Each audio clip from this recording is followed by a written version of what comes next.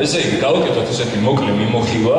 ანუ ვინ ვარ მე მოგზაურობის კუთხით, ანუ რატომ არის სასურველი რომ გაითვალისწინოთ ჩემი გამოცდილება და რატომ შემიძლია რომ მოგცეთ რაღაც სასარგებლო რჩევები. Დაახლოებით 6 წელია, რაც მოგზაურობ, სამყოფი ვარ 50-მდე ქვეყანაში და როგორც გითხარით, ამას ვაკეთებ ყველაზე მინიმალური დანახარჯები. მინიმალური დანახარჯები, რა თქმა უნდა, არ არის მთავარი მოტივატორი, იმიტომ რომ თქვენს გარკვეულ ნაწილსაც, ისევე როგორც მე შემიძლია ვთქვა წავიდე სასტუმროში, შემიძლია ვთქვა 100 ევროთი მეტი გადავიხადო, ანუ შეიძლება არ დამაქციოს 100 ევროთი მეტმა, თუმცა ერთი მოგზაურობინა რომ 100 ევროს დაზოგავთ, მეორედან 200 ფაქტიურად უკვე არის ერთი ახალი მოგზაურობის თანხა. შესაბამისად, ყველას ურჩევ, რომ იმაში რაშიც შეიძლება რომ დაიზოგოს თანხა, უნდა დაზოგოთ თანხა და ამით ვთქვათ მოიწყოთ შემდეგი მოგზაურობა. დავიწყოთ ისეთი მოტივაციისთვის და უფრო კარგად რომ აღვიქვათ და მოტივაცია გავზარდოთ მოგზაურობის, რატომ არის კარგი მოგზაურობა, ანუ რას გვიქმნის, რა სიკეთე და რა პოზიტივი მოაქვს ჩვენთან. ერთი ის რომ წლებით ბოლომდე გარემოს, ეს იქნება სასწავლო გარემო, სამუშაო გარემო, ვართ სრულიად მოწყვეტილი, მივდივართ საათად, ვთიშავ ტელეფონს და ბოლომდე სრულიად ყველანაირი გაგებით ვისვენ. მეორე, ძალიან კარგი კონტაქტებს ვიძენთ მოგზაურობის პროცესში. მაგალითად, ყავს თითქმის ყველა ევროპის თითქმის ყველა ქვეყანაში ადამიანები, ნაცნობები, მეგობრები, თუ რაღაც მჭირდება თქვა ბიზნეს ექსჩენჯი, თუ მჭირდება რაღაცა რჩევა, თუ მჭირდება საერთოდ ჩასვლა, რაღაცის გამოგზავნა, ვიღაცის დაკვალიანება, ეს არის ძალიან კარგი პლატფორმა ამისთვის. არის თავგადასავლების ძალიან კარგი ფორმა, შეიძლება ერთ კვირაში მოხდეს იმდენი რაღაც, რაც თქვა ყოველდღიურ ცხოვრებაში შეიძლება არ მოხდეს 9 წელი და 1 წელი, კოპი-პეისტის შემთხვევებიც და ზოგადი გამოცდილება იქიდან გამომდინარე, რომ ესე ვთქვათ, იძენთ მენეჯერ უნარჩვევებს და თვისებებს, იძენთ სისხარტეს, მოულოდნელად შეიძლება დარჩეთ ქუჩაში, ეხლა რასაც გეუბნებით, ან ცოტა რისკიანია, პრინციპში რასაც გადავალთ, თუმცა როგორ შევამციროთ ეს რისკები, ამაზეც გესაუბრებით და საერთოდ ჯამში არის ძალიან კარგი რაღაც, რომელზეც ვისაც არ გადაუკვეთავს საზღვარი, ალბათ ძალიან ბევრი ადამიანის სურვილია და ვისაც გადაუკვეთავს, იმათი სურვილიც მით უმეტეს იქნება, რომ კიდევ უფრო ბევრჯერ გადაკვეთოს საზღვარი. დავიწყოთ ესე იგი. სათაურია როგორ ვიმოგზაუროთ ევროპაში ქართულ ფასად, ანუ ქართულ ფასში გულისხმობ, რაც დაგიჯდებოდა თქვენ ბათუმი, რაც დაგიჯდებოდა იგივე ლოკოტა, რაც დაგიჯდებოდა თავიცი ნებისმიერი ისეთი კურორტი, რომელზეც ვთქვათ ხშირად დადის საქართველოს მოსახლეობის დიდი ნაწილი. ესე იგი, დაგეგმვის პროცესი იმისთვის, რომ სწორედ დავგეგმოთ და იმისთვის, რომ მაქსიმალურად კარგად გადავანაწილოთ ჩვენი პირობები და ესე ვთქვათ, გეგმაზომიერი იყოს ჩვენი დაგეგმვის პროცესი. გავწეროთ ერთგვარი აჯენდა, ანუ რა უნდა გავითვალისწინოთ, რა უნდა იყოს ჩვენი გეგმა მონახაზი, როცა ვწყვეტ სადღაც მოგზაურობას, როცა გვინდა რომ სადღაც წავიდე სამოგზაუროდ.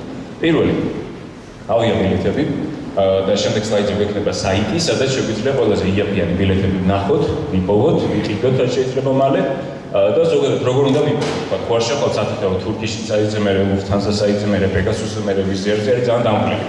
დრომი აქვს ძალიან დიდი, ანუ არც ერთ აგებით ალბათ იქნებით ყველა დაკავებული რაღაცით და შესაბამისად ის რომ მთელი დღე გაატაროთ ბილეთების ზებნაში ამ მთელი 2 დღე, გავეცნობთ საშუალებას როგორ შეიძლება ეს ყველაფერი გააკეთოთ ზუსტად 15-20 წუთში და იპოვოთ ყველაზე კარგი ოფერი რაღაც კონკრეტული ავიაკომპანიისგან.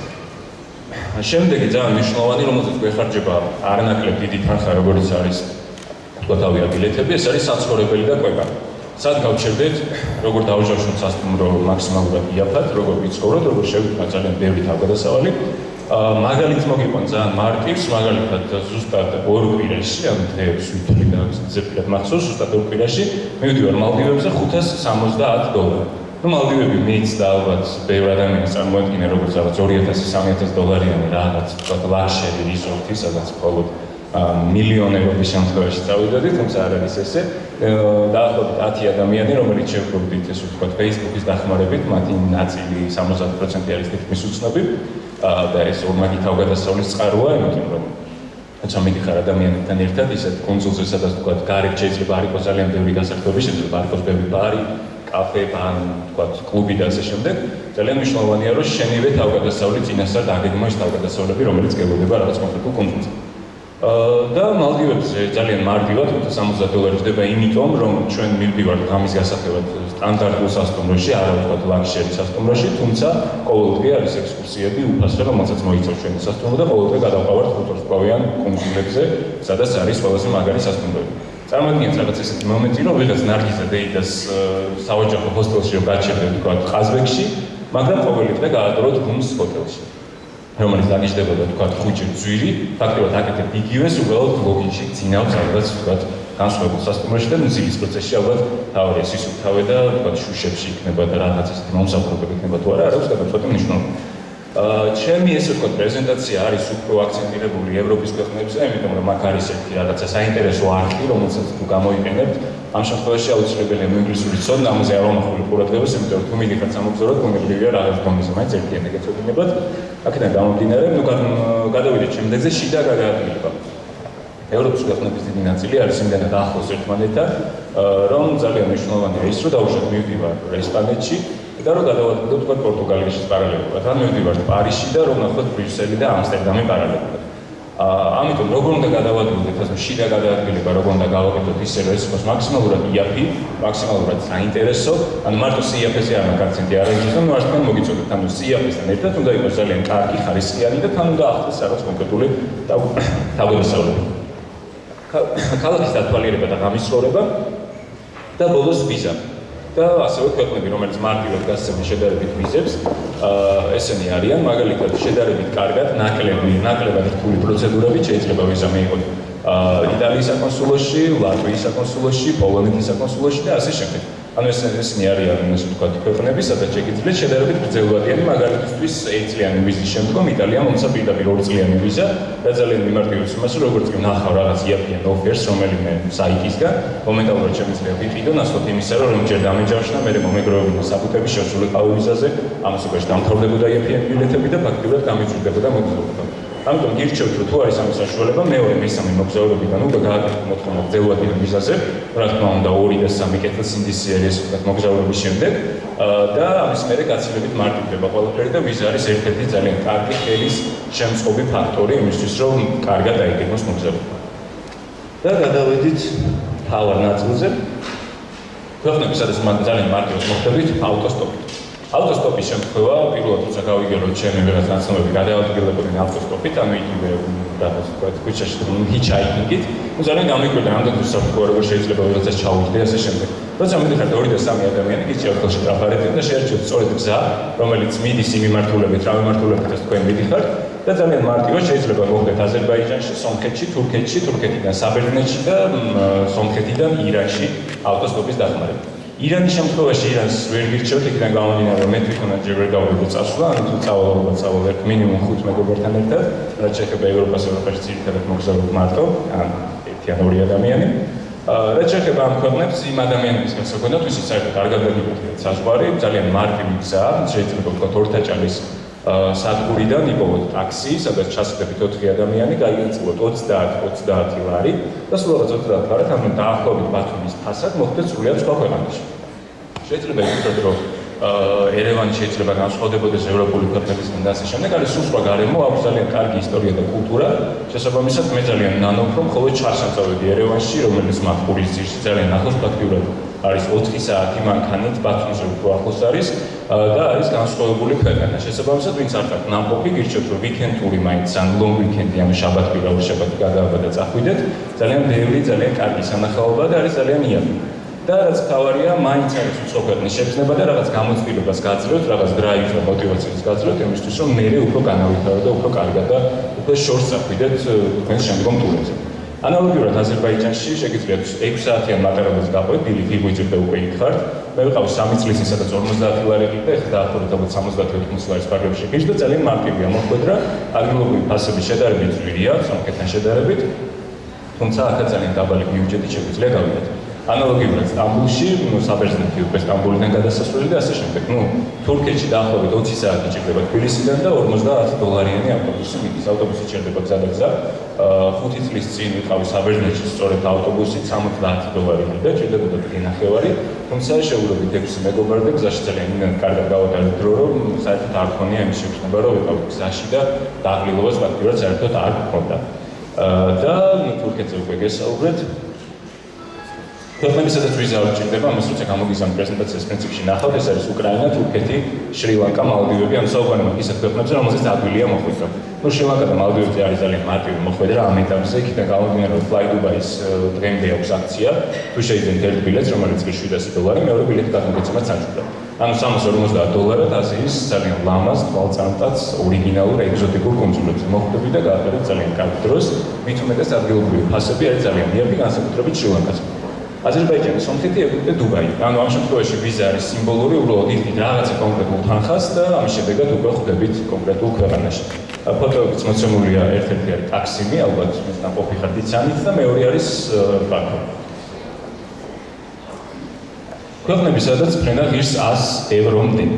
ალბათ ვიზიარს თქვენი უმრავლესობა იცნობთ ძალიან კარგად. ვიზიარს ეხლა რა შეხვიდე და თქვა ზაფხულის ბილეთები ნახოთ, ეღირება გაცილებით ძვირი, თუმცა თუ ჩაუჯდებით კარგ სეზონს, როდის არის ბილეთები ყველაზე იაფი. ბილეთები არის ძალიან იაფი მარტში ან აპრილში, ბილეთები არის ძალიან იაფი ოქტომბერ-ნოემბერში და დაახლოებით თებერვალში შეძრება იყოს იაფი. ან პიკურ სეზონებზე, როგორც არის დეკემბერი, როგორც არის ზაფხულის 3 თვე, შედარებით იქნება ძვირი. შესაბამისად, თუ 4 თვით არ დაიყიდით ბილეთებს ვიზიარზე, შეგიძლიათ წახვიდეთ ბუდაპეშტში დაახლოებით €50 2 გზა, შეგიძლიათ წახვიდეთ პოლონეთში ამავე ფასად, შეგიძლიათ წახვიდეთ რიგაში, შეგიძლიათ წახვიდეთ უკრაინაში, კიევში ამ შემთხვევაში და ძალიან იაფად ეს უკვე დაგეგმოთ თქვენი მოგზაურობა. ფრენა არის ქუთაისიდან, სადაც ჩასვლა, იცით, დაახლოებით 3 საათი გჭირდება და ძალიან მარტივად და ძალიან იაფად დაგეგმოთ ამ ტურს. ჯერჯერობით არ გადავსვათ მთავარ ნაწილზე. ხო, ვიზასთან დაკავშირებით ალბათ გექნება შეკითხვები, რამდენად მარტივია ვიზის მიღება. ან მე ვინ მომცემს ვიზას, იმიტომ რომ რაღაცა თქვა არ მაქვს საკმარისი ხელფასი, ასე შემდეგ. ძალიან მარტივია ვიზის მიღება, თუ არ გაქვთ რაღაც კანონდარღვევა და თუ ოფიციალურად არ გასტურებთ თქვენ შემოსავლებს, ან თქვენი ვიღაც ოჯახის წევრის შემოსავლებს, რომელიც ესე ვთქვათ გააძლევთ თანხას იმისთვის, რომ თქვენ მიიღოთ ვიზა. პირველი მთავარი, ანუ უნდა მოამზადოთ ყველა დოკუმენტი, რომელიც ადასტურებს თქვენ შემოსავლებს. ეს არის ხელფასის ცნობა და სახელმწიფო ამონაწილე. ანუ სამსახურში ვეიღებთ ხელფასის ცნობას, ჩადიხართ ბანკში, სასურველი ეგერიცხებოდით ბანკში და მაგიდან ძალიან მარტივად ასევე 1 საათში იღებთ ინგლისურ ენოვან სახელმწიფო ამონაწილეს ბოლოს 3 თვის. იქიდან გამომდინარე, რომ ფასი მსგავსია, შეგიძლიათ მიაყოლოთ და ამოიღოთ 6 თვის ამონაწილი. შემდეგ გადავედით იქ ცხოვრების დოკუმენტაციაზე, ეს არის სასტუმრო, ანუ რომელზეც ჩერდებით. სასტუმრო შეგიძლიათ ძალიან მარტივად დაჯავშნოთ booking.com-ზე, რომელიც გაძლევთ პირდაპირ ესე ვთქვათ PDF-ს, რომელსაც ამობეჭდავთ და მიიტანთ. და შემდეგ თუ საერთოდ არ გინდათ ამ სასტუმროში წასვლა, როგორც კი ვიზას მიიღებთ, გააუქმებთ ამ ჯავშანს და ავტომატურად არანაირი პრობლემა არ იქნება.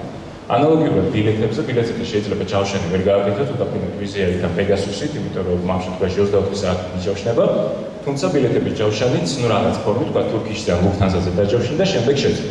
ანუ ის ფაქტი, რომ შეიძლება დროებით რაღაც სასტუმრო გქონდეს დაჯავშნილი და შემდეგ ამ სასტუმროში არ მომიწევს წასვლა, ვიზაზე არ გიქმნით არანაირ პრობლემას. სამოგზაურო დაზღვევა უნდა იყოს ყველა დღეზე, ნებისმიერ სადაზღვევოში მიხვალთ და 1 ლარი დღეში, შესაბამისად თუ მიდიხართ თქვა 9 დღით აიღებთ 10 დღიანს, ბოლო დღეს დაჯავშნით, იქიდან გამომდინარე, რომ შეიძლება რაღაც პრობლემის გამო ფრენა გადაიდოს, ამიტომ 1 დღით მეტს აიღებთ ამ შემთხვევაში ვიზას, დაზღვევას, ფოტოსურათი და თანხა, რომელსაც გამოიყენებთ იქ ოფისზე. ეს არის ანგარიში გაყინული თანხა, დაუშვათ პირობით $1000, ალბათ აქვს ადამიანის შეკითხვა, რამდენი უნდა მეტოს ანგარიზე თანხა, რომ შევალ ვიზაზე და რამდენი უნდა იყოს ზოგადად ეს თანხა, ანუ რამდენზე მომცემენ ვიზას.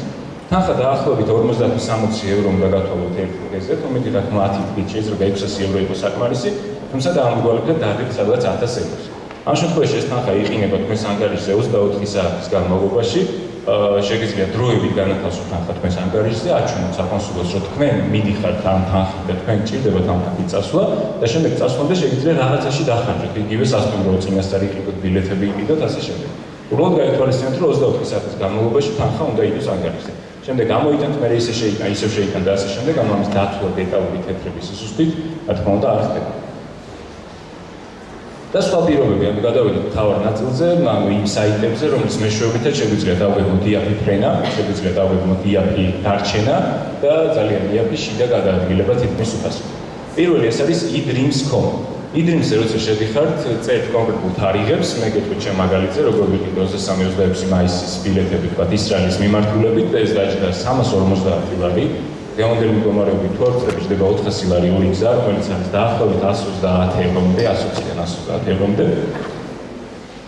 და ეს არის საიტი, რომლის ვიზუალსაც ხედავთ მონიტორზე, არ ვიცი რამდენად ჩანს ბოლოში, მაგრამ დაახლოებით კონცეფციას ხედავთ.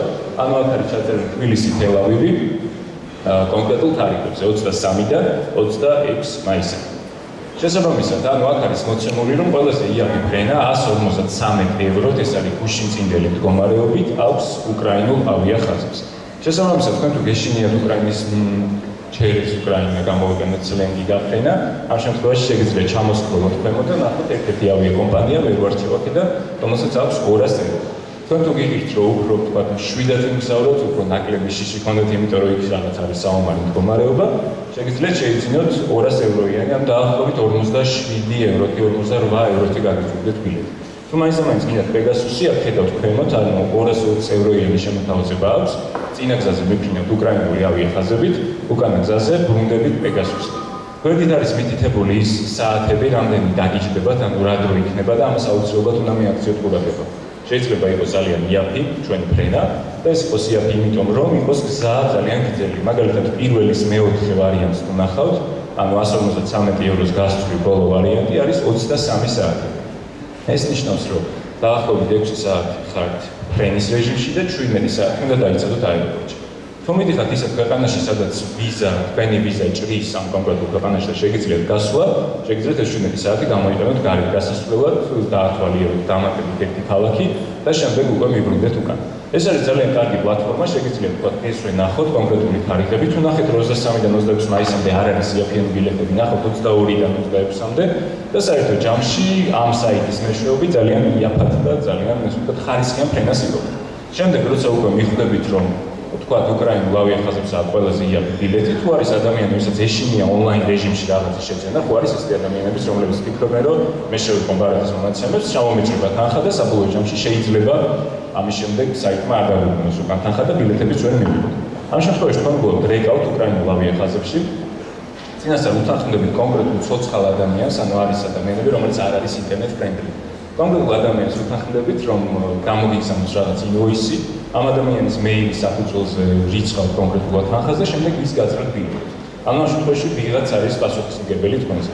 შეგიძლიათ თქვა დაიღოთ იგივე გასაში, ფლაიდუბაის წარმომადგენლობაში, ასე შემდეგ და ისინი დაგჩერჯავენ დაახლოებით 20 ევროს ან 10 ევროს დამატებით გამოგარდნა. თუმცა ამ საიტსაც აქვს დაახლოებით 15-20 евро თავისი საკომისიო, ამას უნდა დაემატოს 15 евро. აქედან გამომდინარე, მე პირადად უმეტეს შემთხვევაში ვაკეთებ რომ რეკავ ტურისტულში და ვეკავ ტურისტულის მეშვეობით, 2-3ჯერ მეყიდია იდრიმსითაც ბილეთი და ძირითადად ბოლო 3 წელია სხვა საიტი არ გამომიყენებია. არსებობს სხვა მსგავსი საიტებიც, როგორც არის იდრიმსი, თუმცა აქ არის ყველაზე კარგი პლატფორმა და საშუალება იმისთვის, რომ რაც შეიძლება იაფიანი ბილეთები ვიშოვოთ და შემდეგ გავყიდოთ რაც შეიძლება იაფი. ანუ ფრენის თემა მოვაგვარეთ, ბილეთები გვაქვს, ვიზაც გვაქვს, გადავედით, რა უნდა გავაკეთოთ და სად უნდა ვიცხოვროთ ადგილზე. ხო, გამოვჭერთ მნიშვნელოვანი თემა, როცა მიდიხართ რაღაც კონკრეტულ ქვეყანაში, ძალიან მნიშვნელოვანია თქვენთვის თუ რა უნდა გააკეთოთ კონკრეტულ ქვეყანაში. არსებობს საიტი მოგზაური, ანუ მისი ვებგვერდია imogzauri.gi მისამართი, სადაც შეხვდით და ძალიან ბევრ სტატიას თითქმის ყველა ქვეყანაზე ნახავთ. მაგალითად მიდიხართ მაიამიზე. მაიამიზე ნახავთ რაღაც კონკრეტულ სტატიას, სხვა შორის ჩემს სტატიას ერთ-ერთს, სადაც წერია რა უნდა გააკეთო მაიამიში, რომ ჩახვალ როგორ უნდა დაგეგმო გართობა მაქსიმალურად კარგად, ხარისხიანად საინტერესოდ. და აქედან გამომდინარე, ეს საიტი ძალიან გვეხმარება იმაში, თუ როგორი თავგადასავლები გადახდა ვიღაც კონკრეტულ ნამდვილ ადამიანებს, ვინც უკვე იყო იქ, ანუ ეს არის გამოგონილი ისტორიები და საერთო ჯამში ეს საიტი გაძლევს ძალიან კარგ ინფორმაციას იმის შესახებ, თუ რა უნდა გავაკეთოთ თქვა კონკრეტულ ქვეყანაში, რა სანახაობა უნდა ვნახოთ, როგორია ამის ცხოვრება, მაგალითად მსგავსი საიტებიდან გავიგეთ ის, რომ თავიდან რომელი კუნძულის დავჭავშნეთ მალდივებზე, იყო ძალიან ისეთი მოკრძალებული, კლიმატური კუნძული, სადაც გოგონებს არ შეძლოთ ბანაობა საცურაო კოსტიუმით. ანუ უნდა ჩაეცვათ რაღაც კაბები და ხარისხები.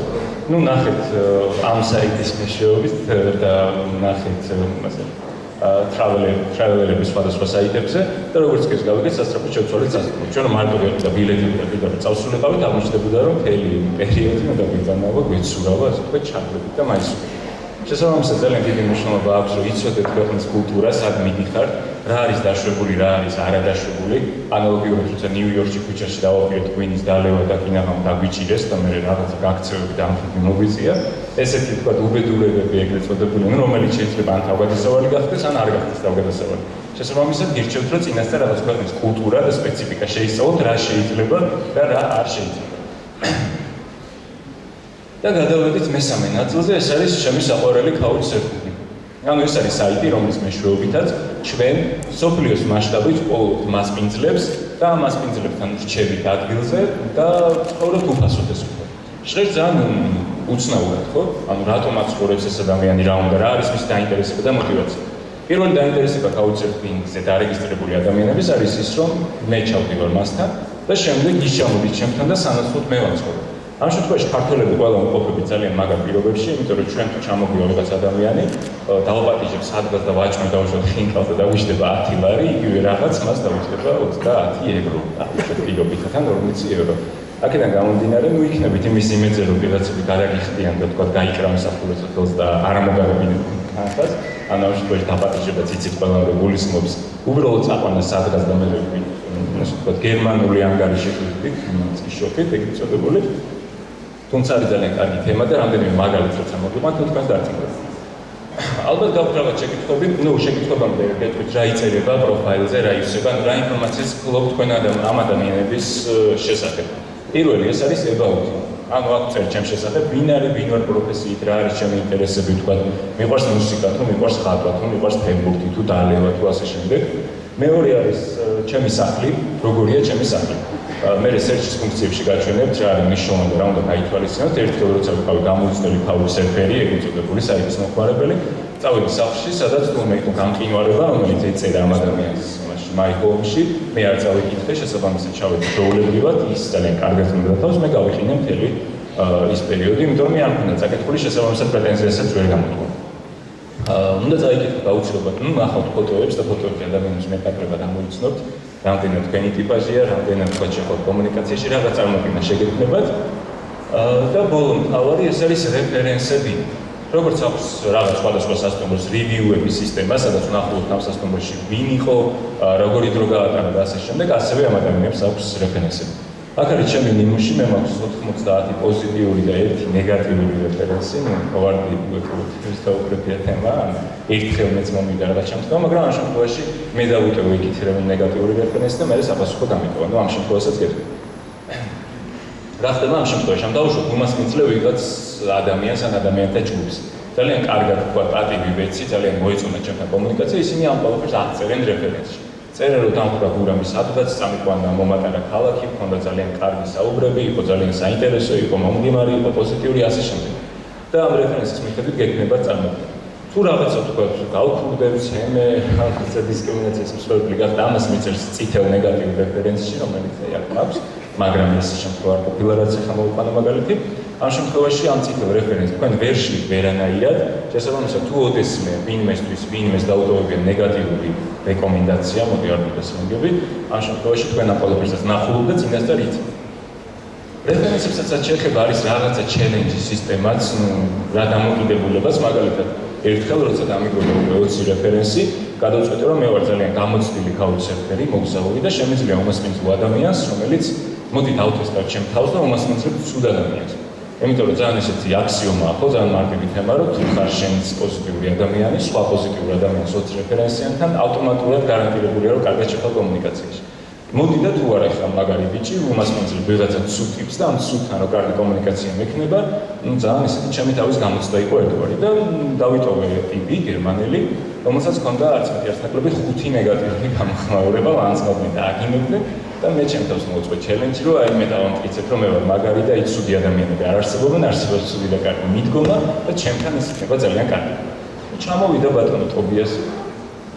პირველივე დღიდან ჯერ იყო და დედაჩემი მივიდა სტუმრად და ოთახში ავიშოვდა და ტელევიზორი არ ჩართო და მეძინება დღის საათებში ხდებოდა მოვლენა. შემდეგ მოითხოვა საჭმელი, რომელიც არ მოეწონა და ეხლა ამას მე ავჭამდა ხორციანს და რაღაცა ცალკე გამიკეთე. მე სადღაც წავედით მანქანის მართოს სწავლობაზე, სადაც 4 წლის წინამდე მომყოს რომ და 9 საათი ჩავისვრო, მე თან ქალაქს დაათვალიერებ, თან მე ვისწავლი და შენს რაღაცა. მოაწყო სკანდალები, როცა სახლში წამიყვანის სასწრაფოდ მე ჩემი მანქანის სასწავლად არ მოსულა, მოკლედ იყო საშინელება, ერთი სული მქონდა როდის გავაკეთე და ზადვიყავი რომ გამეშვა სახლიდან, იქიდან გამომდინარე, რომ ეს არის ადამიანური ურთიერთობა, ხო ეს არის დოგმა. დავაგდებდი და მიწერდა ნეგატიურ რეფერენსს, მაგრამ ნუ მაინც ვერ გავისკე, იმიტომ რომ მაინც 20 რეფერენსიანი ვიყავი.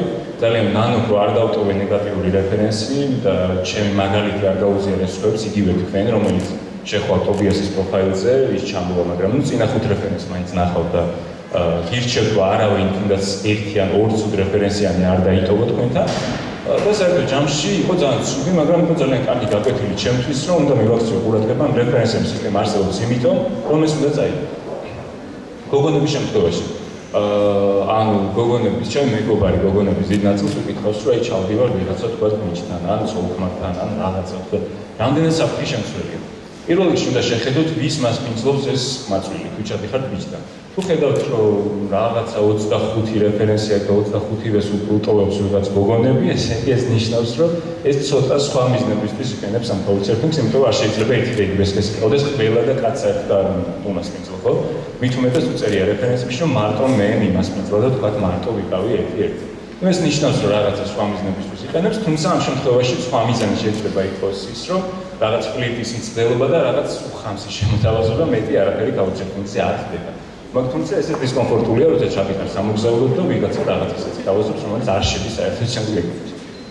მეორე რაც უნდა გავითვალისწინოთ არის ის, რომ ნახოთ საერთო ინტერესები, მაგალითად არის რაღაცა კონკრეტული პროფესიები, ანუ სტერეოტიპი შეიძლება დავარქვათ, თუმცა ძირითადად უფრო კარგად შევდივარ კომუნიკაციაში იმ ხალხთან, ვინც არის ჩემთან ახლოს იდეურად, ინტერესებით, ვისაც მექნება ძალიან ბევრი სალაპარაკო თემა და ძალიან დიდი მნიშვნელობა აუცილებლად წაიკითხეთ მისი ინტერესის სფეროები.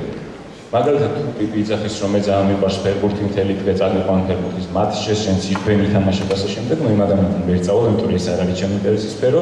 თუ იტყვის, რომ მიყვარს სიმღერა, მიყვარს კარაოკე ქუჩაში, შეიგნება რაღაც ამის ცხოვრება, იმასთან წავალ, იმიტომ რომ ეს ემთხვევა ჩემს ინტერესის სფეროებს. ამიტომ ძალიან დიდი ყურადღება მიაქცია ინტერესის სფეროებს, წაიკითხეთ რეფერენსები და ჩადით უბრალოდ ამ ადამიანთან. კითხვა, რომელიც დავსვრი და მე თვითონ არ უპასუხე, ეს იყო ის, რა ინტერესი აქვს ამ ადამიანს, რომელიც ვიღაცას მასპინძლობს. მაგალითად, მე ჩემი 90 რეფერენსის 70% უმრავლესობა არის ჩემი მასპინძლობის შედეგად მიღებული, ანუ აქ ჩამოდიოდნენ ჩემთან. ცხოვრობ მარტო და მასპინძლობ უამგაროდ ამ ხალხს, ამათ 70-80%-თან უკან არჩევს უარ არის. მაშინ რა არის ჩემი მოტივი, ხო? ერთი ის, რომ არის რაღაც სიახლე და არის ჩელენჯი, იგივე მეგობრებთან ერთად მივდივარ გასართობად, მიუყავს ეს ადამიანიც და არის სიახლე და დამატებით რაღაც ისტორიებს ვიგებთ. არის კულტურის და გეოგრაფიის გახსენების, გადამეორების ძალიან კარგი საშუალება. არის ძალიან კარგი language experience, ანუ ვესაუბრები თავის ენაზე, შეიძლება იყოს ინგლისური, ფრანგული, ესპანური, რაც გინდათ. და როცა native speaker-ებთან გაქვთ საუბარი ძალიან კარგია და ენას ესე ვთქვათ გვეწავთ, იჩენ დამატებით მეგობრებს და რაღაც კიდე გიყვება რაღაც თემა, შეიძლება რაღაც სიმბოლური საჩუქარი მომიტანო, შეიძლება ერთად წახვიდეთ სადღაც და ესე დამეგობრდეთ, რომ აღარ გინდოდეთ გაშვება, მქონია ეგეთი შემთხვევა, როცა ჩამოსულა და ნუ ძალიან გული მткиოდა, რომ მიდიოდა, იმიტომ რომ ძალიან დავმეგობრდით და მე მოვხვდით სხვა ქვეყანაში ერთად და ძალიან გაგრძელდა ჩვენი მეგობრობა, ესე ვთქვათ ეტაპობრივად. ამიტომ ის რასაც აკეთებ ბილეთების შეძენის შემდეგ, ვინც მოვახერხე და დავარწმუნე, რომ ეს არის საშიში და პირიქით ეს არის ძალიან მაგარი. შედიხართ ხსნით პროფაილს კაუჩერფინგზე, შემდეგ ეძებთ კონკრეტულ ადამიანებს და ამ ადამიანების პოვნის შემდეგ უზამით რეკვესტს, ანუ ვინ ხართ, რა გინდათ, რატომ მიდიხართ სამოგზაუროდ, რა არის თქვენი ინტერესების სფერო. აუცილებლად უნდა წაიგიხოთ მისი პროფაილი, იმიტომ რომ შეიძლება რაღაც ისეთი ეწეროს, რომელიც თქვენთვის იყო ძალიან მნიშვნელოვანი და ამის შემდეგ უკვე როგორც კი გიდასტურებთ, რომ კი ბატონო accept აძლევთ თქვენს couch request, ეს ნიშნავს, რომ ის მასპინძლობთ და ჩახვალა ძალიან კარგ დროს გაატარებთ. ჩემი რა ვიცი, რამდენი შემთხვევა გავიცანო, მაგალითად მაიამიში პირდაპირ დამხვდა მანქანით ადამიანი, 1 საათის სავალო გზაზე და მანქანით წამიყვანა სახლში, იმავე საღამოს რაღაც ივენთზე, მეგობრების ივენთზე წავედი და დავინახე ახლოდან, როგორ ვთქვათ, ერთობა მაიამელი ადამიანები, ლათინოამერიკელები ფაქტიურად. ეს იყო ძალიან მაგარი, იმიტომ რომ როდესაც ჩადიხარ, ხედავ რაღაც არიო კედლებს, დადიხარ ქუჩებში, იღებ ფოტოებს, მაგრამ მოგზაურობას ისე არ აქვს ისეთივე ხიბლი, თუ თქვათ არ შედიხარ შიგნით და უფრო ღრმად არ სწავლობ ქვეყნის კულტურას. და ღრმად ქვეყნის კულტურის სწავლა ზუსტად არის ის, რომ შეიძლება რაღაც რუკაზე არ იხატოს, რომელიღაც არ ეწეროს კონკრეტული ადგილი, მაგრამ შენ მასპინძელმა გითხრას, რომ აქ უნდა წახვიდე, ეს არის ყველაზე მაგარი. ან ვერასდროს ვერ მოხდა თქვათ ვიღაცის დაბადების დღეზე, შიდა წრეში და ვერ ნახო, მაგალითად მინახავს პარიზში როგორ აღნიშნავენ დაბადების დღეს. და ძალიან ბედნიერი და მაყურებელი ვიყავი, იმით რომ რიგითი პარიზელები ვწნობი თავს, ჩემი სახლიდან ველოსიპედები ვიქირავეთ, წავედით პარიზში ვიღაცის დაბადების დღეზე, ამ ჩემი მასპინძლის მეგობრის და ფაქტიურად ვიცხოვრე პარიზული ცხოვრებით, ნაცვლად იმისა, რომ წავედით სასტუმროში, მექნებოდა პერსონალთან კომუნიკაცია, ქუჩაში ვიხეტიალებდი, გადავიღებდი რამდენიმე ფოტოს, დავჩეკინდებოდი რამდენიმე ადგილას, ეს იყო სულ ეს უკვე ჩემი მოგზაურობის მაქსიმუმი. აქედან კაუჩერფინგის დახმარებით ძალიან ბევრი ახალი თავგადასავალი, ახალი მეგობრობა, ახალი ემოცია და ძალიან ბევრი სიახლე შეიძლება მიიღოს ნებისმიერმა ადამიანმა.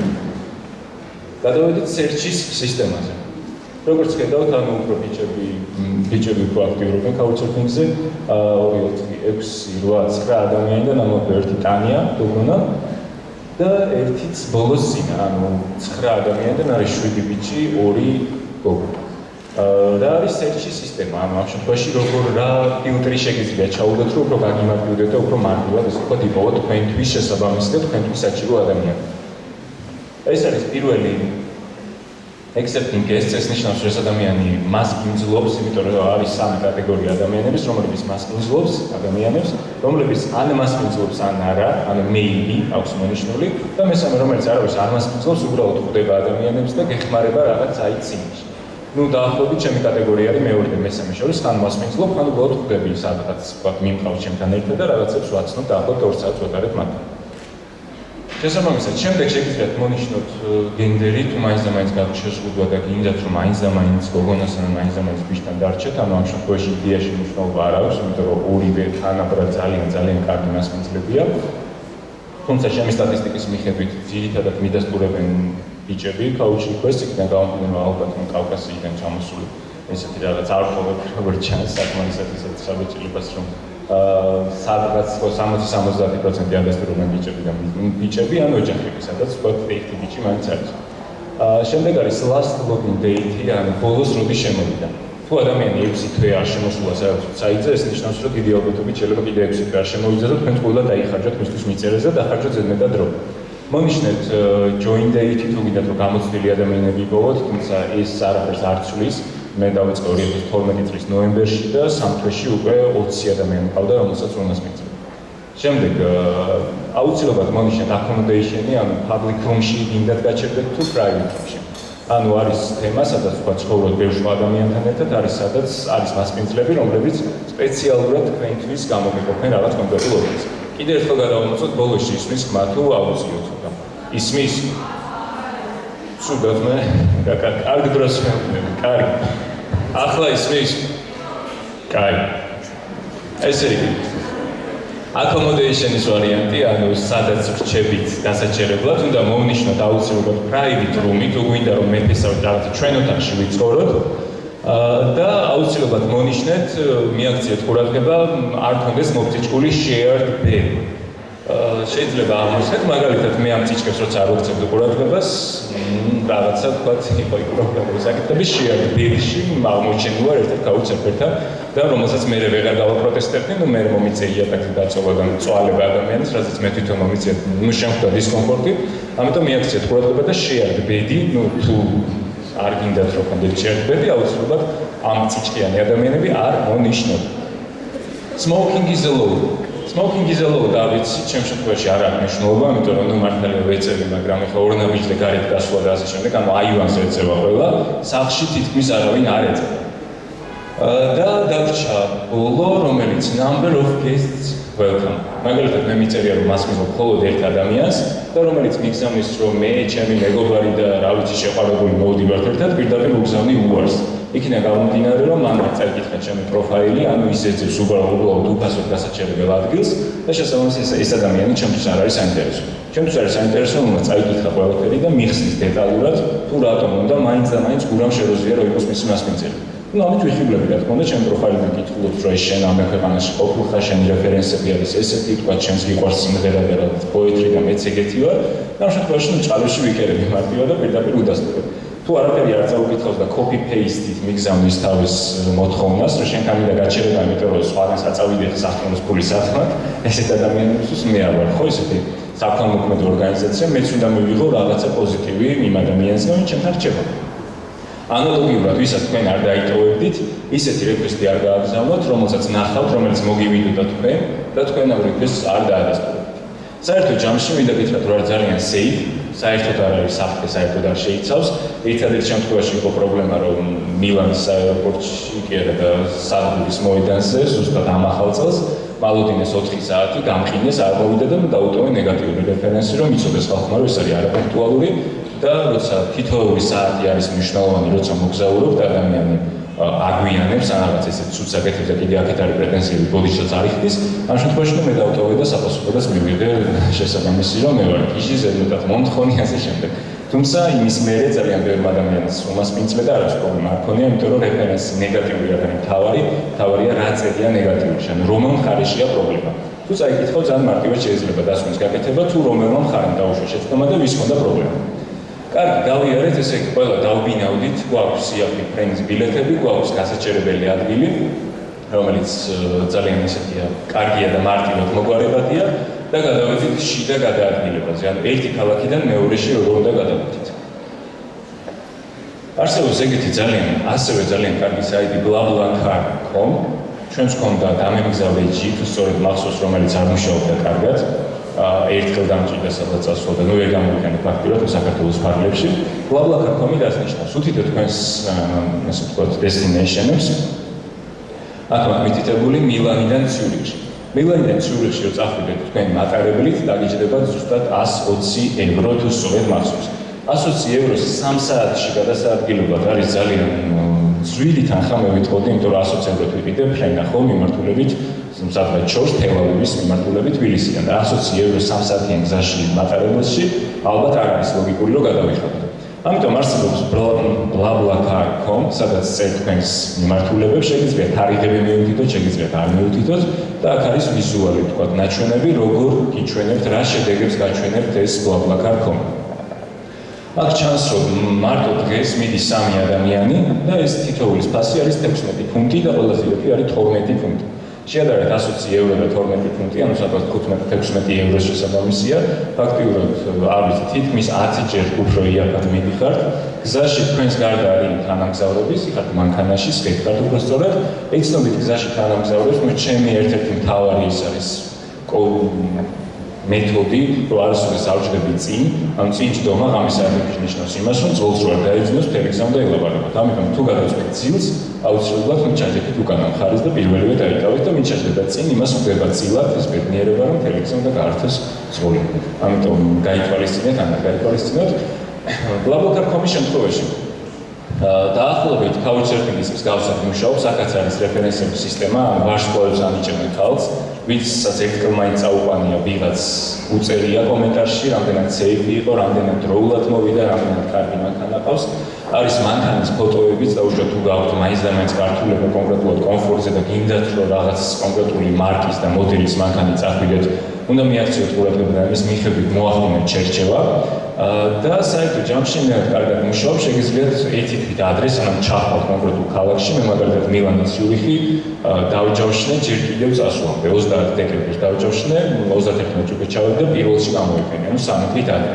ამიტომ იქ რაღაც ესეთ გადარბენაზე პირობებში არ გიწევთ არანაირი ჯავშნის გაკეთება, პირდაპირ ჩადიხართ და ჩასვლის მერე უკვე გამზადებული გაქვთ წინასწარ მოკლედ მოგვარებული გაქვთ ეს პრობლემა, სიფთულე ასე შემდეგ. ესე იგი, შიდა გადაადგილებაც ვნახეთ, იგივე პარიზიდან ამსტერდამში გადავედი დაახლოებით 30 ევროთ, როცა დამჭირდებოდა ორჯერ მეტი და თან მატარებელი და მანქანაში დამეთანხმებით გაცილებით კომფორტულია, ანუ პრინციპში ვისთვის როგორ, მაგრამ მანქანა არის ფლექსიბული, როცა გინდა ჩერდებით, როცა გინდა თქვა ყავას იღებთ, როცა გინდა ციგარეტს გზაში ვიცით მძღოლი ყველაფერს და ყველაზე კარგი არის ის, რომ როცა ჩადიხართ კონკრეტულ ქალაქში, სადაც მიდიოდით, მძღოლი პირდაპირ ტოვებთ თქვენი სახლის კარტა. მატარებელი წავიდოდა რაღაც სადგურში, მერე რაღაცა თქვა იქიდან მოგიწევდა ტრანსპორტის ძებნა, როგორ წავსულიყავით სახლში და საერთო ჯამში ეს გაგიწევოდათ რაღაც დოზით პროცედურაზე. ან BlaBlaCar.com-ი მესამე საიტი, რომელიც უნდა გამოვიყენოთ მოგზაურობის პროცესში, საიტები შეგვიძლია ვინც პირველად ხდება couchsurfing გზას შემდეგ მისამართები ან ჩაიწეროთ, ან აგიგებთ პრეზენტაციას, როცა დავასრულოთ ყველაფერს. ზოგადად რჩევები. აუცილებლად გამოიყენეთ ჩანსი მოხდეთ დღესასწაულზე ადგილობრივ ადამიანებთან. couchsurfing-ი არის ერთ-ერთი ამის ძალიან კარგი მეთოდი, რაღაცნაირად იპოვეთ რაღაც ადგილობრივების შეხვედრა, დაბადების და ქორწილი, არ ვიცი, ნებისმიერი დღესასწაული, რომელიც ხდება კონკრეტულ სიტუაციაში და აუცილებლად დაესწრეთ, იმიტომ რომ ეს არის ადგილის და ქვეყნის თუ ქალაქის შეცნობის ერთ-ერთი ყველაზე კარგი და ეფექტური გზა. შემდეგი რუკა ტურისტული ინფორმაციის ადგილებში, რომელიც გაიცემა ძირითადად უფასოდ, მე პირადად ძალიან ცუდად ვარ რუკებთან და ძირითადად ქუჩაში ვკითხულობ ხოლმე საიტავი და ასე შემდეგ, ინტერნეტი არ მაქვს ხოლმე როუმინგი ჩართული, იმის გამო რომ არ შევწუხდე და კიდე არ დავკავდე ყოველდღიური პრობლემებით. აქედან გამომდინარე, ხალხი ძალიან კარგი მეთოდია, ქუჩაში შეგიძლიათ ვიღაც გააჩეროთ, სთხოვოთ თქვა სახლი მდებარეობს რაღაცა, თქვა არის მონმარტრი, ლuvri, პარიზი და ასე შემდეგ და საერთო ჯამში ძალიან კარგად გამოიყენოთ ადამიანების დახმარება და კეთილგანწყობა. შემდეგია მეტრო და ფასები მარკეტებში. რესტორანში ყვება ღირს ძალიან ძვირი, თუ რა თქმა უნდა. ხო, couchsurfing-ის შემთხვევაში დილით როცა გებით, რასაც მიიღნოთ თქვენი მასპინძელი, თქვენ ჭამთ ციგიბეს. თუ ღამე მიდიხარ სახლში, ღამე რასაც მიირთმევს თქვენ იმას მიზელი, თუ თქვა არ არის დიეტაზე და ღამე ჭამს საერთოდ რამეს, იგივე სიკვებებით. ფაქტობრივად ერთხელ გიწევ დღეში ჭამა. და ამ ერთი კვებიდან გამომდინარე, თუ არის ძალიან ძვირი და ბოლო დღეებში მაგალითად იმდენად რთულია ხოლმე, მე როცა ხედავ ძალიან ბევრ საშუქებულ ადგილს, იმდენად ხარჯამ ძალიან თანხას, რომ ბოლო ორი დღე ვარ ფაქტიურად არ ვიცი 20 ევროზე. შესაბამისად ვიყენებ ყველა შესაძლო გზას, მაგალითად მივიხნევ ჰოთ-დოგებს, დავდივარ დეგუსტაციებზე და ვსინჯავებ 10 მაღაზიაში რაღაც სხვადასხვა საკვებს, რომელიც საბოლოო ჯამში მანაყრებს, ეს არის შოკოლადის დეგუსტაცია, ეს არის ყველის, ასე შემდეგ. ანუ შეგიძლიათ როგორც მარილიანი რაღაც მიირთოთ, ასე უნდა დესერტი დააყოთ. ბრიუსელში მაგალითად მილანში ბოლო დღეებში იდეალური ისე ვთქვათ გამოსავალია, მაგრამ ძალიან მიეძალებით, იმიტომ რომ დაიმახსოვროს ეს ქართველები დავდივარ და ვჭამს, საერთოდ ჩვენთვის შეკვეცე, რომელიღაც ქვეყანაში იყო არ მახსოვს, როცა შევედი დეგუსტაციაზე, მითხრათ რომ ჯერ აგიწონით ახლა ამ ნაჭერ შოკოლადს, გადაიხადეთ ახლა და მე გასაჭირდა და შეჭამეთ და ამ შემთხვევაში ძალიან ცუდი იყო. ამიტომ დეგუსტაციებით ჩემსავით რო არ დაჭირდა, წინასწარი დაიჭირა თადარიგი, მარკეტებში არის დაახლოებით 5 ჯერ იაფი ფასები რესტორანთან შედარებით. საქართველოში მაგალითად ახლა რო ჩავიდე გუდულში ან კარფურში და რაღაც მე როგორც მანაყრებს იმდენი საკვები ავიღო დაახლოებით 10 ლარი მიჭდება, ну რამდენიმე საკვები. რესტორანში რო შევიდე დაახლოებით ლანჩზე 10-დან 15 ლარი, მსგავსია ძირითადად, ხო ამ ძალიან დიდად არ განსხვავდება თუ ბევრს ჭამთ და თუ მარტო სალათებს არ ჭამთ. თუ ხორცი უნდა ერიოს და ასე შემდეგ.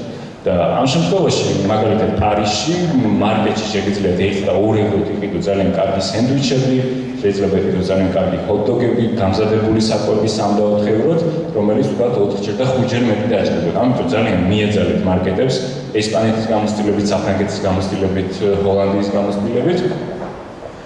და დაიმახსოვრეთ, რომ სადღაც 5 ჯერ, 6 ჯერ და 7 ჯერ უკვე იაფია და გასწრებით იაფად შეგიძლიათ ესე ვთქვათ გადახვიდეთ დღიდან დღემდე.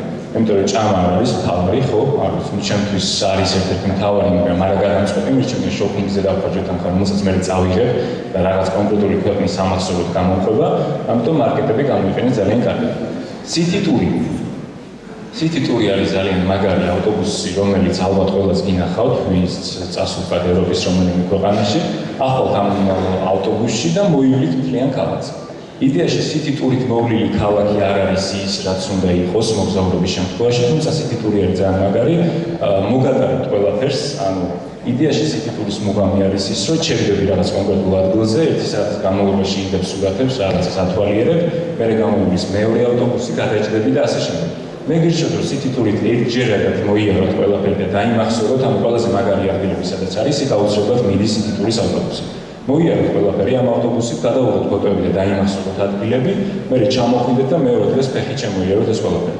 ამ ძალიან კარგი საშუალება იმისთვის, რომ მარტივად სკელის გულზე გადაგეშალოთ ყველაფერი, რაც არის აუცილებლად სანახავი ადგილები კონკრეტულ ქვეყანაში, კონკრეტულ ქალაქში, კონკრეტულ ადგილას და ასე შემდეგ.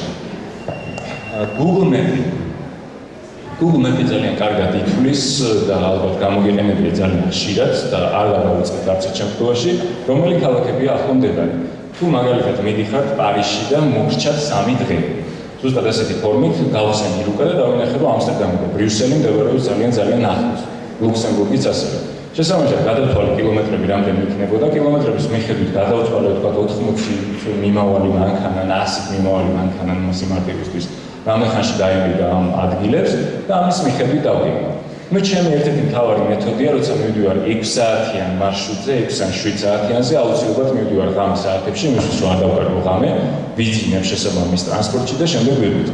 თუ ხარ თქვა ჩემსავთ მოწადინებულები, რომ არც ერთი წამი და არც ერთი წუთი არ დაკარგოთ, ეს არის ძალიან კარგი მეთოდი. თუ არა და ძალიან დილით ადრე გამავალ ტრანსპორტს გაყვებით, დილის 7 საათზე, შემდეგ შუა დღეზე უკვე ჩახვალთ იქ სადაც თქვა დანიშნულების ადგილას და ამაში ძალიან გეხმარებათ Google Map-ი, რომ მაქსიმალურად სწორად დროებში გადაგაწყვეტოთ. მე მოგჩემი Excel-ი, როდესაც მივდივარ, ყოველი დღეა გაწერილი, რომელ საათზე სად მივდივარ, მაქვს ამობეჭდები და ვუყურებ, რამდენად სწორად მივყვები და რამდენად ვასრულებ იმას, რაც დავუდგე. ყველაფერი შეიძლება შეიცვალოს, თუმცა რაც უფრო დაგეგმილია, ნუ იდეაში არის სპონტანური, იმიტომ რომ უცებ რაღაც აქცია რო გამოშეცდა აგვისტოში შეიძლება უცებ ვიყიდო და გავარდე, მაგრამ წასვლის წინა დღეებში აუცილებლად გეგმავ. ნუ ანალოგიურს მოგიწოდებ თქვენს, იმიტომ რომ მქონია შემთხვევა, რომ არ დამიგეგმოს და ორ დაგეგმილ ქალაქში ძალიან მინდოდა წასვლა ვერ წავედი, იმიტომ რომ კარგად არ დავწერე დროები. მაგალითად სტამბულიდან ვერ გადავედი საბერძნეთში, მაგალითად მაიამიდან ვერ გადავედი ბაჰამის კუნძულებზე, რომელიც ტოპ 5-ში შედის თავისი ეგზოტიკურობის და ვარდისფერი ქვიშების მიხედვით. ვერ არ დამისერჩებს წინასწარ, მეთქი აუცილებლად წავალ და ბოლოს აღმოჩნდა, რომ მე მივედი 2 შაბათს და მხოლოდ ვიკენდ ტურები ქონდა და შაბათ-კვირას ქონდათ მხოლოდ ტურები. შაბათ-კვირას მაიამისში ვიყავი, თუმცა შაბათ-კვირას დავახარჯე მაიამის და 2 შაბათს უკვე დამრჩა ბაჰამის კუნძულები ვნახავი, როცა ვიყავი ყურის ძირში და შემეძლო ეს ძალიან მაგარი კუნძულები ძალიან მალევე მომენახულებინა. მე მოკლე ტურით მაინც შევწვდე ბერმუდის სამკუთხედში, რაღაცას მითი გამენეიტრალებინა და არ გამქრალა შესაბამისად, ამიტომ მე საშიშროება და რაღაცა მისტიური ისტორიები არ დაიჭეროთ. განსაკუთრებით პირადი გამოსწორებით გეუბნებით, რომ ბერმუდის სამკუთხედი არ არის ის ბერმუდის სამკუთხედი, რაც წაგიკითხავს და გვინახავს რაღაც გადაცემებში. და ჰოსტელი. ესეც ჩემი ერთ-ერთი მეთოდი არის, თქვენ რამდენად მოგეწონებათ და რამდენად გამოიყენებთ ჰოსტელის თემა. ყოველთვის როცა ვარ კონკრეტულ მასპინძელთან, მისი ოჯახის წევრებს ვეცნობი, მისი თქვა მეგობრებთან ერთად ლატარებ გარკვეულ დროს და ასე შემდეგ. ესეთი ტრადიცია მაქვს, რომ ბოლო დღეს იმ კონკრეტულ ქალაქში აუცილებლად ვიბარგებ და გადავდივარ ჰოსტელში. რატომ ჰოსტელში? ჰოსტელში, იმიტომ რომ ჩემი შენობაში ცხოვრობს მინიმუმ 5 ადამიანი, რომელიც არის ზუსტად ჩემნაირი, რომელიც ჩამოვიდა ზუსტად სამოგზაუროდ და როცა მინდა ეგრეთ წოდებული მასოვკა, ის რომ ბევრ ადამიანს გავეცნო, ის რომ ერთად დავგეგმოთ რაღაცა გრანდიოზული ღამის ცხოვრება, ექსკურსია, სადაც გადავადგინდეთ, ძალიან კარგი საშუალება რომ თქვენაერები ვიპოვოთ და მათთან ერთად გაერთოთ. მე გულისხმობ, როცა მიდიხართ მარტო და ჩემი ძირითადი მოგზაურობის ნაწილი არის მარტო. ჰოსტელი ქალაქის ცენტრში ვიყავ დაახლოებით 10-დან 20 ევრომდე, ანუ იდეაში არის ძალიან იაფი. ამიტომ ბოლო ღამეს, ან პირველივე ღამეს, რომ ბევრი მეგობარი ყავდეთ და მე გადახდით სხვაგან ეს მეგობრები იქაც მოგაკითხონ და ერთად იაროთ. ანუ ძალიან კარგია, როცა ხარ ბევრი ადამიანი, თუმცა ეს ბევრი ადამიანი არ არის აუცილებელი, რომ 10-დან წაიყვანოთ. ანუ იდეაში, როცა მიდიხარ თქვა, მე ყოფილვარ იტალიაში 5 მეგობართან ერთად, რომელიც მომეწონა, თუმცა ვიყავით რაღაც შეზღუდულები იმაში, რომ თუ რაღაც ემოცია გქონდა ერთმანეთს უზიარებით, თუ რაღაც მაინტერესებდა ერთმანეთს კონტაქტებოდით, ფაქტიურად ადგილობრივთან ვერავისთან ვერ დავაკეთებდით. და როცა წავედი იტალიაში სრულიად მარტო, იტალიაში შევიბრძენი ათმაგად და გაუცმაგებულად, იმიტომ რომ ფაქტიურად სულ ადგილობრივ ადამიანებთან მიწევდა შეხვედრა. სახლში ვამზადებდით საკვებებს, იმათი პრინციპით ვსვავდით, თუ რაღაც დასალევი თუ დალევის ვარიანტი იყო, თუ სადღაც გადაადგილდებოდნენ იმათთან ერთად დავდიოდი ტრანსპორტით, ან ფაქტიურად იტალიური ცხოვრებით ვიცხოვრე, განსხვავებით პირველი მოგზაურობისგან, როცა ვიყავი რიგით ჩვეულებრივი ტურისტი, რომელიც რუკით ხელში დადის და რაღაც ადგილებს და ტერიტორიებს ეცნობა. შემდეგ. ეს მომახო რა არის, რომ ყველაზე იაფიანი ტურები. რომელიც შეგიძლიათ გესვით დაგეგმოთ და დაახლოებით დაგიჯდეთ 400 ევრომდე. 400 ევრომდე ამას შორის ყველაზე ძვირი, რომელიც არის ახლა ვეგეთქვით, მილანი, ციურიხი, ჟენევა, რომელიც დაგიჯდებათ 400 ევრომდე და ვილნიუსი, კი არა და ბარსელონა, მადრიდი, რომელიც დაგიჯდებათ ასევე 400 ევრომდე. ახლავე თუ იყიდით ივნისის ბილეთებს, ბილეთები ეყირება დაახლოებით 200-210 евро. 30 евро ამას დავუმატოთ თქვენი ვიზის მოსაკვებელი, ანუ ჯამში შედგა 250 евро. იპოვეთ იდეალური მასპინძლები, რომელთან ერთადაც ჩადიხართ ბარსელონაში და შესაბამისად ხარჯი საერთოდ არ გაქვთ. ეცადეთ რომ მანქანიანები იპოვოთ, იმისთვის რომ გადაადგილებაში დაგეხმაროთ. და ბოლოს 50 ევროდ გადაფრინდებით იბიცაზე, რომელიც არ ვიცი, ვინც ღამის ცხოვრების და გართობის მოყვარულები ხართ, ძალიან მაგარი ადგილია და არც ისე მისტიური და საოცნებო იქნება გამომდინარე ძალიან მარტივია ბარსელონიდან ზუსტად 50 ევროდ 2 წუთი შეიძინოთ და ახლობით 1 საათში ხართ იბიცაზე. იბიცაზეც იპოვით მასპინძლებს, შესაბამისად 250 და 50 300 евро და 100 евро რო გეკიდოთ ჩიპესში, რომ ხანდახან ჰოთ-დოგი რომ მოგინდებათ, ნუ სიგარეტები მწეველებს აქედან მიგავთ ცალსახად ნებისმიერ ქვეყანაში გარდა სომხეთისა და გარდა ყირგიზეთისა და მოსთან ევროპის ყველა ქვეყანაში მიგავთ თქვენი სიგარეტი აუცილებლად. და ფაქტიურად 400 евро თავისი ჯიპის ფულიანად, ოღონდ ამ შემთხვევაში თქმა უნდა ვერ იშოპინგებთ და ვერ დაინახავთ ისე ვთქვათ ბარსელონას თავზე, თუმცა ძირითად შემთხვევებში ძალიან კარგად და ეფექტიანად 400 ევროდ დაგეგმავთ თქვენს მოგზაურობას ბარსელონაში. ეხლა გადავიდეთ უფრო იაფიან ტურებზე, ანუ 400 евро იდეაში მაინც იაფია, ხო ერთი კვირით მიდიხარ და ჯიპის ფულიანად შედის, ანუ აცხადებს რაღაც კონკრეტული კომპანიები 390 ევროიან მოგზაურობებს 5 დღით. ამ შემთხვევაში თქვენ დამიქსავთ ორ სხვადასხვა ერთმანეთისგან შორს მდებარე საფრენ დისტანციაზე განლაგებულ ქალაქებში გადახვალთ და პლუს ის 100 евро ჯიპის ფული გექნებათ, ანუ 300 евро გიჯდებათ ფაქტიურად ტური ყოველდღიურად. თან იმ ტურებში არ შედის ვიზის მოსაკვებები. ეხლა გადავიდეთ ვარშავა-ბერლინზე და ბუდაპეშტი-ვენაზე. ბუდაპეშტში ფრენების დაახლოებით 60 евро, თუ კარგად იპოვეთ ბილეთებს და ჩავიჯდებით. ვიზა ჩავთვალოთ, რომ კიდევ არ გაქვს და მოდით 30 ევროთ შეიძენთ ვიზას. ეს გამოვიდა 90 евро და ფაქტიურად 100-150 ევროში ჩაიგდეთ ყოველი შემთხვევისთვის დაახლოებით 200-250 евро თქვენ წაყოლთ ბუდაპეშტი ვენა. ვენაში გადასვლა ის იგივე ბლაბლაკარით 10 евро, 10 ევროთ გადაიგდეთ, მე ისე უკან გადმოიგდეთ, მსხვილი დაგაყალიბეთ გზაში პარალელურად რა უნდა ნახოთ და ასე ვთქვათ, სულ რაღაც 200 ევროთ, რომელიც არის 500 ლარი დაახლოებით, ხო, ან 500 ნაკლები მოივლით ულამაზეს ორ ქალაქს, რომელიც არის ძალიან მაგარი და ძალიან საინტერესო დასათვალიერებლად. ორივე შნაყოფი ვარ და პირადად უცებ ბუდაპეშტს და ვენასაც რეკომენდაციას. მე პირადად ჩემი მაგალითი რომ მოვიყვანო 120 ევროთ ვიყიდე თელ-ავივის ბილეთები, უკვე შერჩეული ყავს მასპინძლები, რომელიც ადგილზე მელოდებიან, სადაც 150 евро შავდებ ჯიბეში და 4-5 დღით მაისის თვეში ვიმოგზაურებ ჯამში სადღაც 250 ევროთ.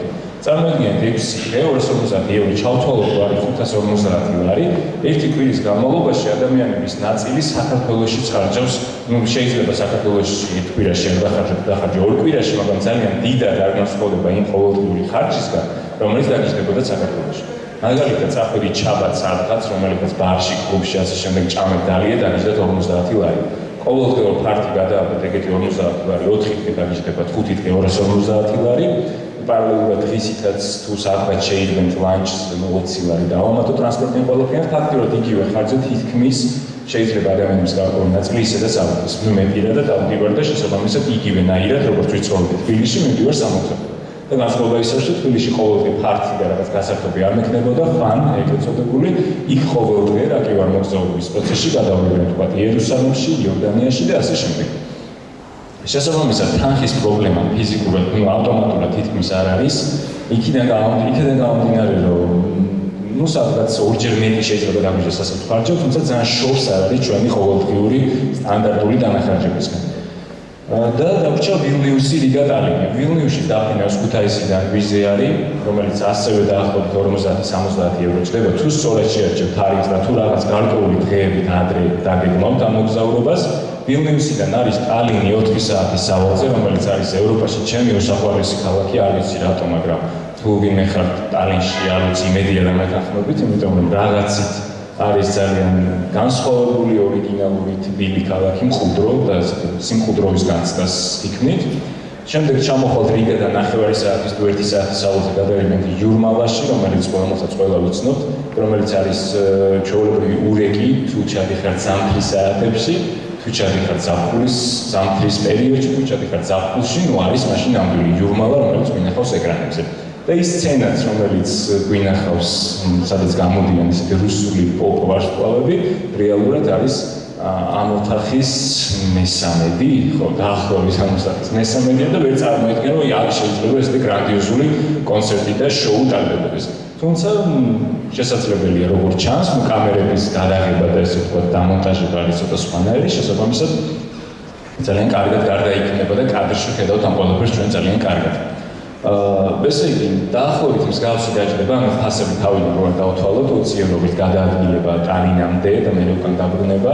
თუ დავითანხმებთ ჩვენს რომელიმე მასპინძელს ჰოსტელში გავისვამთ კაი ხალხს, შეგვიძლია მანქანა ვიქირაოთ, საერთოდ რომელიმე თუ გვაქვს მათთვის მოწმობა, გავიგოთ 5 კაცზე თანხა და პირდაპირ მანქანით გადავაადგილდეთ, რომელიც ასევე ძალიან კარგი გზა არის იმისი, რომ მოკლე მანძილებზე გადაადგილდეთ და საერთოდ ჯამში ამ ქვეყნებში თუ წახვალთ, ანუ ყველაზე ძვირიანები, მაგრამ ყველაზე კარგები არის მილანი, ციურიხი, ჟენევა და ციურიხი გაითვალისწინეთ, ამის შვეიცარია არის საშინაო ძვირიანი, ისე როგორც სკანდინავიის ქვეყნები. ამ შემთხვევაში გირჩევთ რაღაცა ჩაიგდოთ საგზავი, წაიგოთ აქედან და ყოველდღიურად რაღაც დოზით გამოიყენოთ და ბარსელონა, მადრიდი ან ბარსელონა, იბიცა, ბარსელონიდან ძალიან მოკლედ სავალზე არის ანდორა ასევე და შემდეგ არის ჩაშლილი დამატებით უკვე ბარსელონაზე მორგებული ტური. ბარსელონა რატომ არის კარგი? არის ძალიან მეგობრული და აქტიური ადამიანები, მენტალურად და ტემპერამენტით არიან ახლოს ჩვენთან. ისეთი სითბო არის ყოველთვის ზამთარში ჩახვალთ, როგორც ახლა ვარ მე ჩაცმული, ეს შეგიძლიათ ქუჩაში გახვიდე, წინ ახლაცაც უყავი ზუსტად ესე და ძალიან ბედნიერი, იმიტომ რომ ზამთარი ძალიან დამკლევია ჩემთვის, როცა მაქვს ძალიან ბევრი, ვარ მძიმე და ვერ მოძრაობ. ბარსელონა არის ახალი წლის შესახვედრად საუკეთესო ადგილი. თუ თქვათ ოქტომბერში დაგეგმავთ ახალ წელს, სადღაც 400 евро დაგიჯდებათ ახალი წელი, 400-450, ესეც იმიტომ რომ ახალ წელს ფასები ზოგადად ზრდება და რთულდება. შოპინგის ძალიან დიდი არჩევანი და განსაკუთრებით ლისაბონი, იცით რომ Zara არის იმ კუთხიდან ბრენდი, ეს რომელსაც ფასები არის ძალიან იაფი და ლისაბონში რეგულარ პრაისები, ჩვეულებრივი ფასები ფასდაკლებამდე არის დაახლოებით 30%-ით ნაკლები ვიდრე თბილისში. და წარმოიდგინეთ თუ დაგემხოთ იმავე დღეს სეილი, ანუ სეილების პერიოდია დაახლოებით საახალწლო პერიოდი, საერთოდ გამოდიხართ იდეალურ მდგომარეობაში და ძალიან ბევრი შენაძენით ჩამოდიხართ. მე მახსოვს ეგეთი შემთხვევა ლისაბონის შოპინგზე გამახსენდა, მე და ჩემი მეგობარი გოგონა ვიყავით წასული ლისაბონში და როცა წინასწარ საუბრობდით, რამე პრობლემა ხო არ ქონდა ერთმანეთს, წინასწარ დავუწოდნოდა რა პრობლემა იყო, რომ წინასწარ გადაგვეჭა. ის მეუბნება, რომ ძალიან არა პრობლემო ადამიანი ვარ, ერთ-ერთი პრობლემა მაქვს ის, რომ ის შოპინგი მიყვარს ძალიან და რო შევალ შეიძლება თითო საათი მოგიწიოს ლონდონი გარეთ. მეთქი გაიხო ახლა შოპინგი არ არის პრობლემა, ამ ერთნაკ წავიდა. და ბოლოს აღმოჩნდა ისე, რომ შევარდი ლისაბონის მაღაზიაში ფასები ნავანახე ისეთი, რომ 1 საათი არა, მაგრამ 2 საათი ოღონდ ის მოვხდები და გარეთ ასე ვთქვათ, პიჯაკების, შარლების, ტერანგების იმხელა არჩევანი იყო, რომ საერთოდ ფაქტიურად შეიძლება სრულად არ გეგმავდეთ შოპინგს, ამიტომ საკრედიტო ბარათები არ წაიღო თითქმის არასდროს, არის ძალიან ისეთი რთული და მაცდური ფასები და კოლექცია შესაბამისად, ანუ უფრო გაცილებით დიდი არჩევანი. არც არავის ალოდინებს და არც გახვალთ მინუსებში საკრედიტო ბარათით. არის სვისპირა ქალაქი, ზაფხულისთვის ეს არის ძალიან კარგი თემა, რომ ბარსელონა არის საზღვაო, მე ვიყავი ზამთარში და ძალიან მოვიხიბლე და ზაფხულში წარმოვიდგენია რა იქნება და აქვს ძალიან მაგარი საინტერესო დატვირთული თავისუფალი ბედნიერი ღამის ცხოვრება. ღამის ცხოვრებაში მოიაზრება ყველაფერი, ის რომ გვიანობა მუშაობს, ის რომ ქუჩაში არის სულ ხალხმრავალი, სულ ხმაურიანი, ყველა არის ბედნიერი, ყველა არის მომღიმარი და ავტომატურად ესაუბრა გადმოდის თქვენზეც და თქვენ ძალიან კარგად გრძნობთ თავს აღნიშნულ პროცესში. და აქ არის სანახაობები ტოპ 7, რომელიც უნდა ნახოთ ბარსელონაში და ბარსელონამდე ახლომდებარე კუნძულები, ან ბარსელონა რასთან შეიძლება დამიქცოთ. ან ბარსელონაში როცა წახვალთ ერთი კვირის ვადაში, პარალელურად სად შეიძლება კიდევ რო შეიქმნათ. ეს არის Costa Brava, ძალიან ცნობილი საზღვაო კურორტი და აქ შეგიძლიათ გადახვიდეთ 1 საათში სახმელეთო გზით. ეს არის ანდორა, რომელიც არის ქალაქ-სახელმწიფო და თუ ჩემსავით აგროვებთ ქვეყნების კოლექციას გადაიგვინეთ, შოპინგისთვის არის ძალიან კარგი და კიდევ ერთ ქვეყანაში გეთვლებათ, თუ ესეთი ნომერაცია გაქვთ ხოლმე და რაოდენობას ითვლით. მადრიდი არის 5 საათში, მანქანით ჩახოთ ბლაბლაქარით ზუსტად 5 საათში ძალიან კომფორტულად და არის ვალენსია 3 საათნახევარში. აღარაფერს ვამბობ იბიცაზე, სადაც 1 საათის განმავლობაში გადაფრინდებით, სხვათაშორის მე არ ვარ დამყოფი, იმიტომ რომ გადავწყვიტე რომ ლისაბონში და მადრიდში გადავსულიყავი, ამიტომ იბიცას შემთხვევა არის მომავალში იგეგმება და შეიძლება ამის გადავიკვირდოთ რომელიმე მოგზაურთან და ძალიან ამიხარდება რომ ჩემი რჩევის მიხედვით თუ ვიღაცას დაანახავთ იბიცაზე და იქ გავიგებთ თურმე ამ თემამ ვიღაცას ეგონა იბიცა ძალიან ძვირი და აღმოჩნდა, იმიტომ რომ აღმოჩნდება არის ძალიან იაფი. ანალოგიური მალდივებზე, სადაც $500 შეგიძლიათ წასვლა, შრი-ლანკაზე და ასე შემდეგ. საბოლოო ჯამში რომ შევაჯამოთ რა არის ყველაზე მნიშვნელოვანი მოგზაურობისთვის, რომ ეს იყოს იაფიანი, ეს იყოს თავგადასავლებით აღსავსე, ბედნიერი და ყველა ემოციით დატვირთული, დავუბრუნდეთ ერთ-ერთ მნიშვნელოვან სლაიდზე. ეს არის ფრენა, აუცილებლად შეერჩეთ e-dreams-იდან რომელიმე მსგავსი საიტით, რომელიც ამოგიღრით ყველაზე იაფიან ფრენებს. ცხოვრება და დათვალიერება გაუწევთ მიდით იპოვეთ მასპინძლები, სადაც იცხოვრებთ, სადაც ივლით, რომელიც გადაადგილებთ კიდეც და შეიძლება კვებაც დაემატოს. ბლაბლაქარი გამოიყენეთ შიდა გადაადგილებისთვის, არის ძალიან უსაფრთხო და არ ექვემდებარება ფაქტიურად ვიღაცამ გადაგაგდოთ და ღამე დაგდოვოთ ქუჩაში, იმიტომ რომ რეფერენსებს მიაქციეთ ყურადღება და ბოლოს ინფორმაციას გადახდეთ იმ მგზავრი ჯიზე, იმისთვის რომ ვიღაც კონკრეტული ადამიანის გამოცდილებით თქვენს მიიღოთ რაღაც დამატებით გამოცდილება.